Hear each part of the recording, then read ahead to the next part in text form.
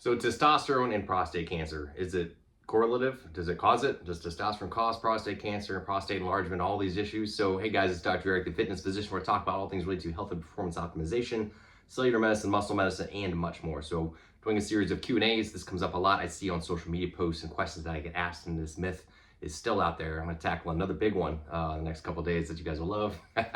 This one comes up a lot. Hopefully it's starting to reach kind of modernity, I guess. A lot of these old myths have been around, bro science, old studies, doctors living in the past, etc. So many things have kind of changed over the years, as with everything, right? Look how many years it took us to realize that low fat was not the awesomest for heart health, right, etc. Eggs are bad, cholesterol bad, etc.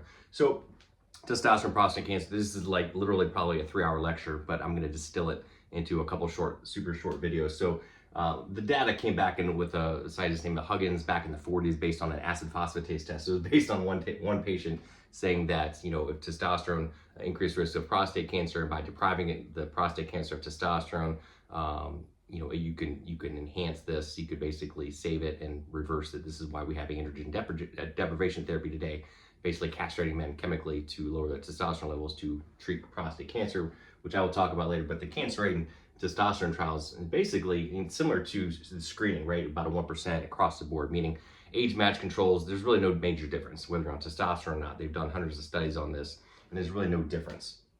Number two, prostate cancer. In men with a low PSA, under 4, right? When it gets above 4, that's when we start to worry that we have to do some further testing or checking to see if there's any issues. But in men with even less than a 4 PSA, 1 in 7 hypogonadal men, especially, found. So basically, 1 out of 7 men could be harboring a small little cancer in their prostate. And this is, again, similar to average men. So no change with testosterone. Actually, what they found is that at a higher risk with lower levels in testosterone.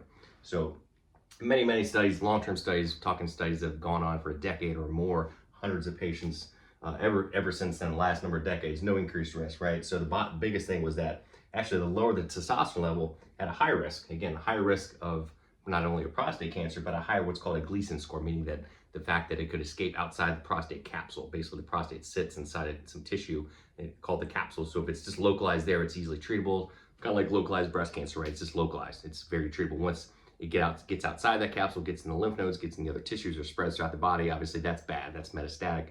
That's a higher, what they call a higher Gleason score. And that's not good. So again, the lower the testosterone, when they were diagnosed with cancer, had a higher Gleason score, it had spread, had advanced, a higher grade cancer, which obviously is not good. So they found the lowest tertile of testosterone levels, they had double the risk of prostate cancer.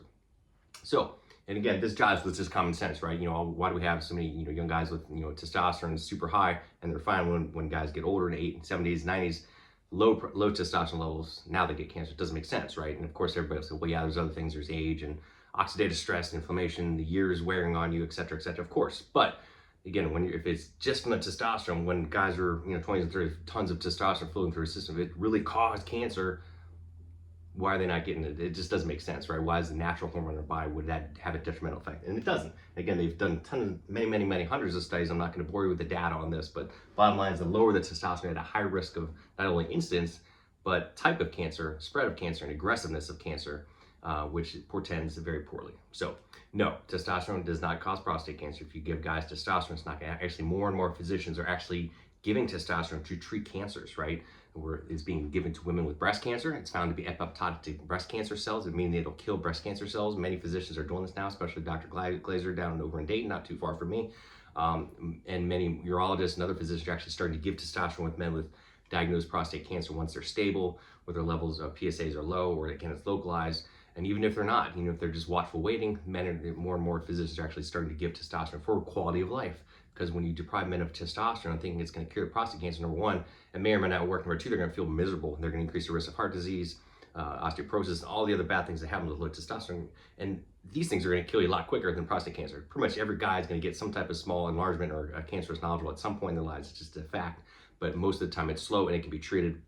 And again, so why increase the risk of dying from heart disease, you know, hypertension, metabolic syndrome, all these other things by depriving them of testosterone? Testosterone doesn't make sense. It's a numbers game. So reduce the risk of overall death and improve quality of life.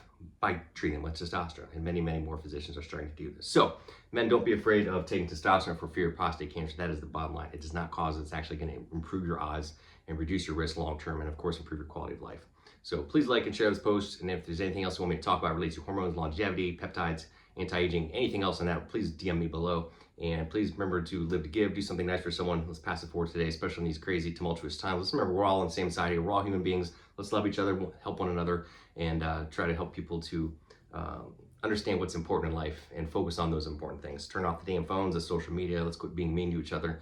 Let's all, side with people. Let's get back to faith. Let's get back to what our Constitution was based on. Get back to our humanity, right? And let's help each other out. Do something nice for someone today. Pass it forward. Live to give, baby. Everybody have a good week, and we'll talk to you soon.